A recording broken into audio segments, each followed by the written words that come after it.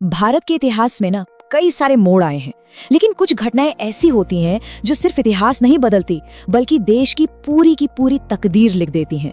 यूरोपीय शक्तियों का भारत आना बिल्कुल वैसी ही एक घटना थी।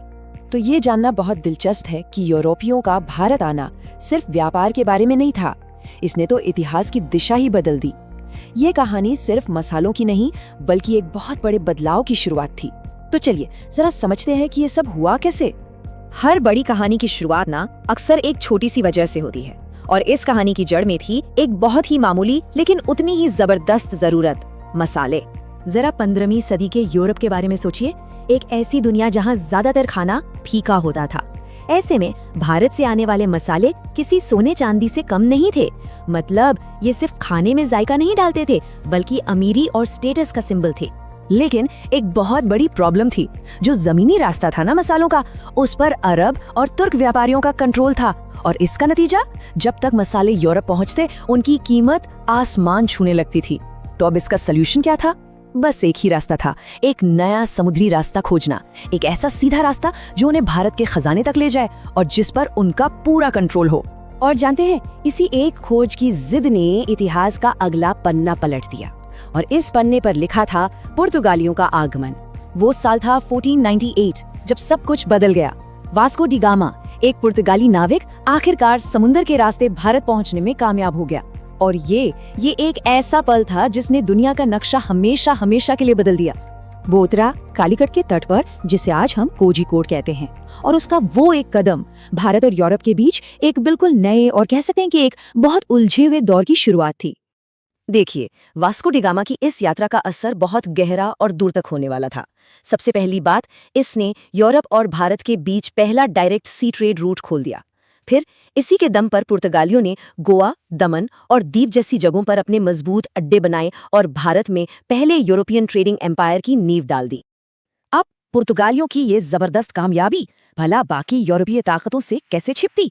जल्द ही भारत के इस खजाने की होड़ में कई और खिलाड़ी भी मैदान में कूदने वाले थे। तो अब मुकाबला शुरू हो गया था। डच आए, जिनका मेन फोकस मसालों पर था, और उन्होंने साउथ इंडिया में अपनी पकड़ बनाई। फिर आए फ्रांसीसी, जिनके मन में व्यापार और सत्ता दोनों के लड्डू फूट रहे थे, लेकिन वो अंग्रेजों से हार गए। और फिर आखिर में आए अंग्रेज। आए तो ये व्यापारी बनकर थे, लेकिन इनका असली खेल तो पूरे भारत पर कब्जा करने का था।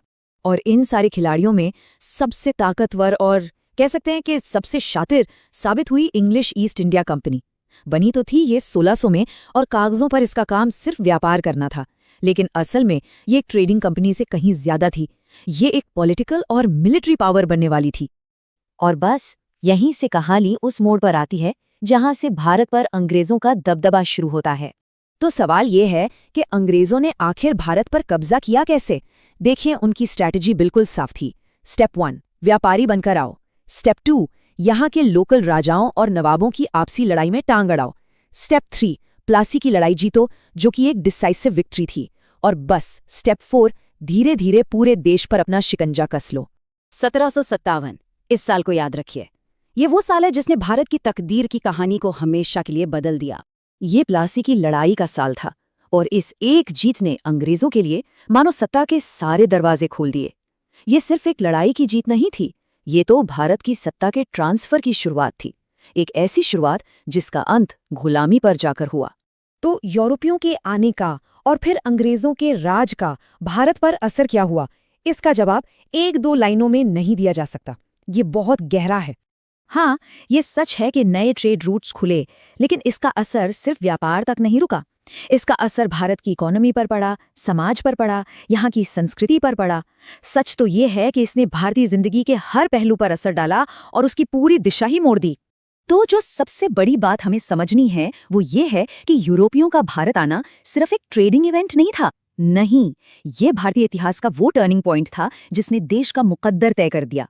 एक ऐसी घटना जिसने न सिर्फ दुनिया के ट्रेड मैप को बदला, बल्कि भारत के पूरे पॉलिटिकल और सोशल ताने बाने को हमेशा के लिए बदल कर रख दिया।